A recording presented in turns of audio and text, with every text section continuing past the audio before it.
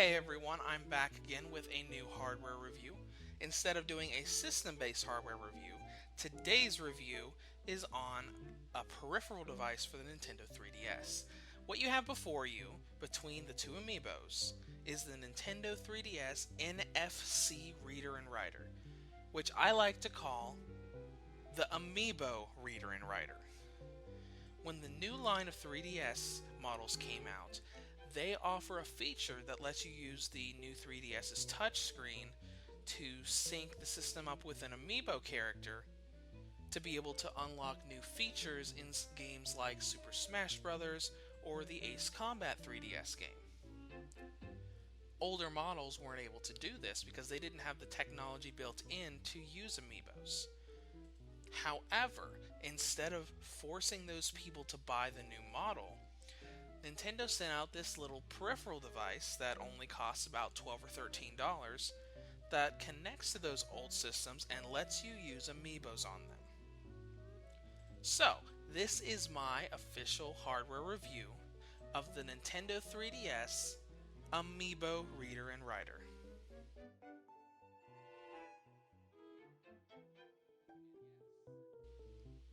First thing we should look at is the actual design on this device.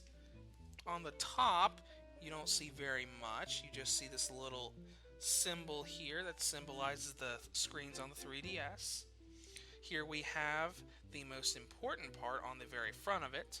This down here is a power button, and when you turn the power on, this blue light right here comes on, showing you that it is turned on, and it will blink if it's in the process of connecting to a nearby system. This right here is the other major part of this. This is the transmitter. When you have this turned on and it connects to a device, it sends out an infrared signal to be able to wirelessly communicate between the Amiibo figure and the system.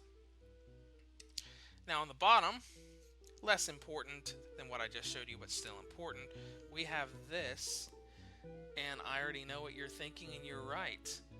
Could Nintendo really still be sending out technology that uses old-fashioned batteries? Yes, they do. This reader does not have a rechargeable internal battery. This reader takes good old-fashioned AA batteries.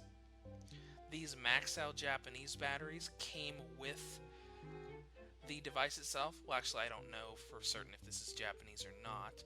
The device itself was made in China, so these could be Chinese batteries. But the point is, two AA batteries. This uses two AA batteries just like the Game Boy Color that I did a hardware review of last month. And apart from that, that's about all I can say regarding the design. Just snap that together.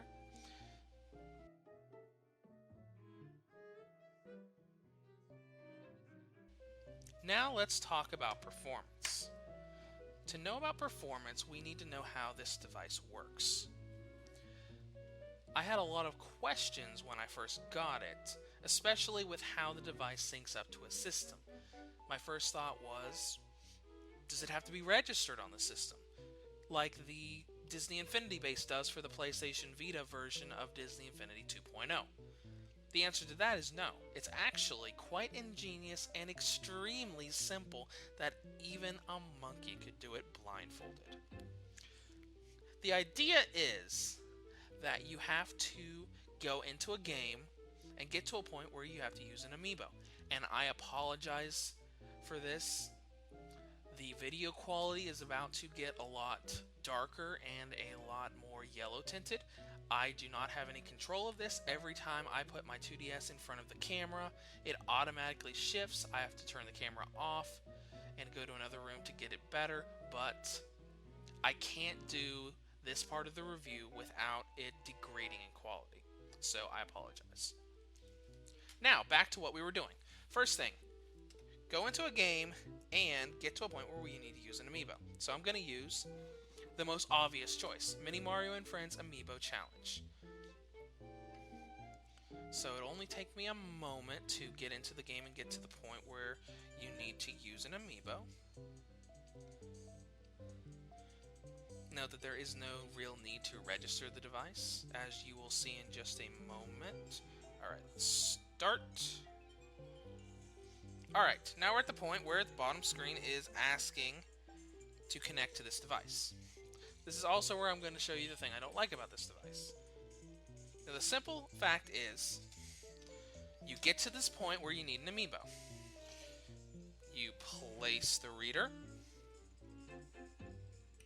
you turn it on, aim it at the device, and put your Amiibo on.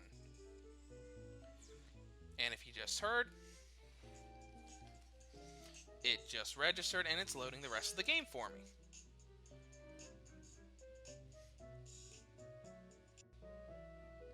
Alright, now that we're back, the process is pretty simple as you just saw, but that also leaves the one finicky thing that I can't stand about this device. If you noticed, I set the 2DS down on the table and turned to point this at it. Because this thing communicates using an infrared signal, the infrared signal does not go everywhere in the room, it goes in a straight line. If I had been holding the 2DS even as far up as here, it would not have connected at all. Now, this isn't a massive deal in the long run because none of the games that support Amiibos have you using Amiibo connections for more than a few seconds. So you can just set your system down, set the reader down, sync it up, and then turn the reader off and go at it with your game. But it's a huge inconvenience, especially if you're on the go, to not be able to just keep holding the system in your hand while the Amiibo syncs up automatically. Now, the rest of the presentation is outside of the actual games. First thing is this. As you can see, the light is still on. The system has a built-in feature where if it doesn't communicate within 5 minutes, it'll automatically turn itself off, which is really good for power usage, especially if you sync something up and just forget to turn the reader off. And that also leads into power consumption. As I said before, 2 AA batteries. So how often are you going to have to change your batteries? The answer to that is not often at all. When I had this constantly connecting to my game, which basically I just got a game to a point where it's supposed to be reading it and didn't put an Amiibo on it, and it kept reading and communicating until the battery thing on this completely died. And that was several hours long. Basically, if you're only using it for a few seconds at a time, how long is it going to take you to spend several hours of time if you remember to turn it off? It'll take years. The big point is, performance is not an issue. Because even though you have to buy batteries for it, I'm probably not going to change these batteries until 2018, 2019, or 2020. Bottom line about performance is battery life good, infrared pretty inconvenient. In conclusion, the Nintendo 3DS NFC reader and writer is a great convenience and a really nice way of Nintendo paying attention to their fans and not forcing them to buy the new models. The only downside I found was the fact that it's infrared and the signal travels in a straight line instead of all throughout the room.